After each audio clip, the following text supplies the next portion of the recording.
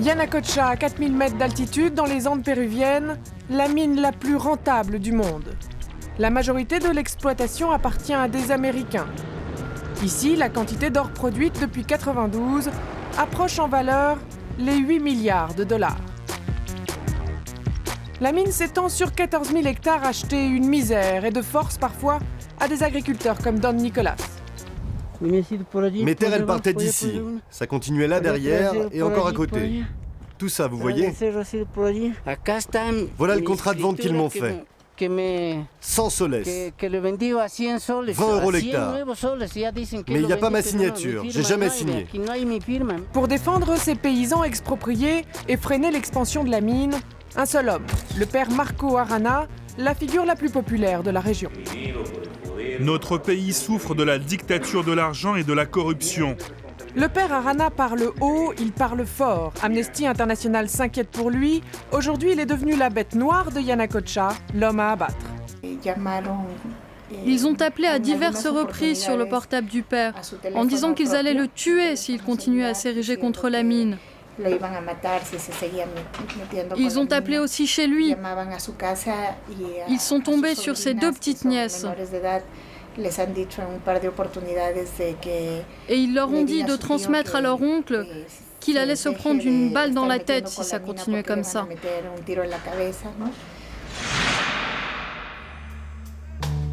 Caramarca, 100 000 habitants, principale ville de la région, située à 45 km de Yanacocha. La commune s'est développée au rythme de la mine. Ici, une personne sur 10 travaille pour elle, tandis que les autres gagnent en moyenne 2 $ par jour. Devant les bureaux du père Arana, on monte la garde. Autre mesure de sécurité, l'homme ne se déplace jamais sans son gorille, comme il dit, un garde du corps fourni par le gouvernement péruvien et qui le suit partout, une précaution face aux menaces de mort dont il fait l'objet. Ça, c'est un pistolet Pietro Beretta calibre 9 mm. Un gros calibre. Il faut au moins ça pour défendre le père?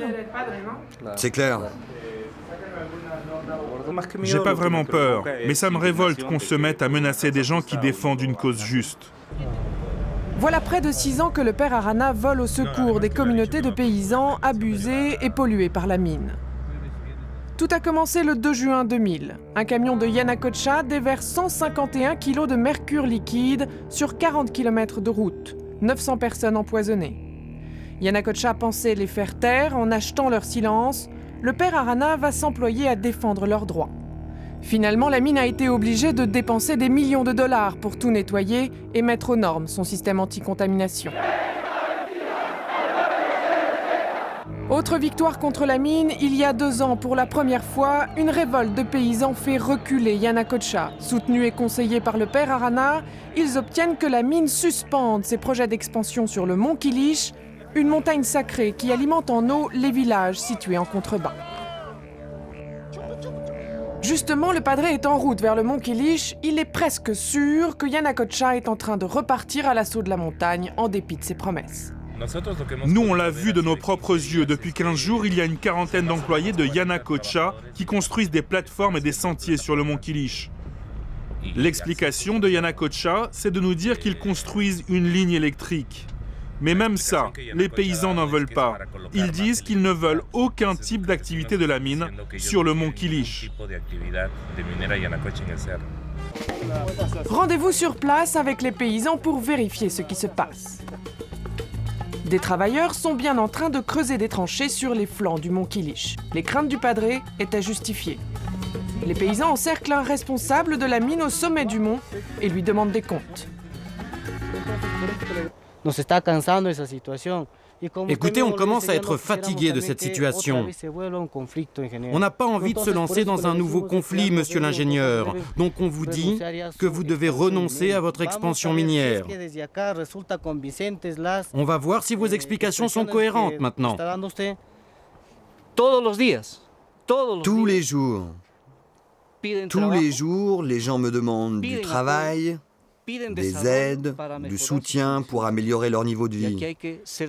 Et aujourd'hui, si ces ressources naturelles sont mises à notre disposition par Dieu, c'est pour les exploiter. Mais il faut que les choses soient très claires. Nous, on installe seulement une ligne électrique pour un projet qui ne concerne pas le mont Quilish. Le père Arana n'a pas l'air convaincu par ce responsable de Yanacocha. Loin d'être intimidé par les menaces dont il a fait l'objet, il n'hésite pas à mettre en difficulté son interlocuteur. Pourquoi il n'y a pas de confiance? Parce que les autorités sont corrompues. Pourquoi il n'y a pas de confiance? Parce qu'il y a des mensonges. Pourquoi il n'y a pas de confiance? Parce que quand les paysans se défendent, on les appelle des terroristes et des narcotrafiquants. Et en plus, vous payez des gens, pas vrai? Pour nous surveiller et nous...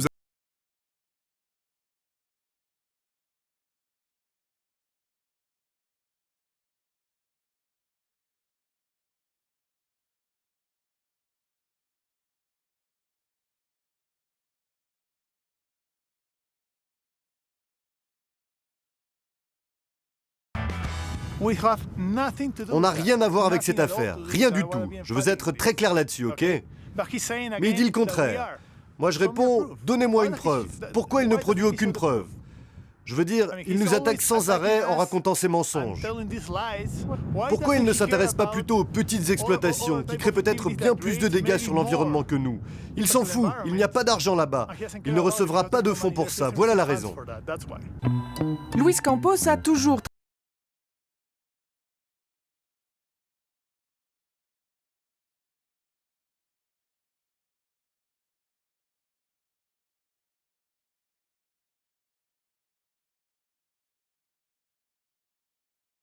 s'enrichit pas sur le dos des paysans. Pour preuve de sa bonne foi, il nous envoie dans les villages, là où les écoles sont entièrement reconstruites et financées par la mine.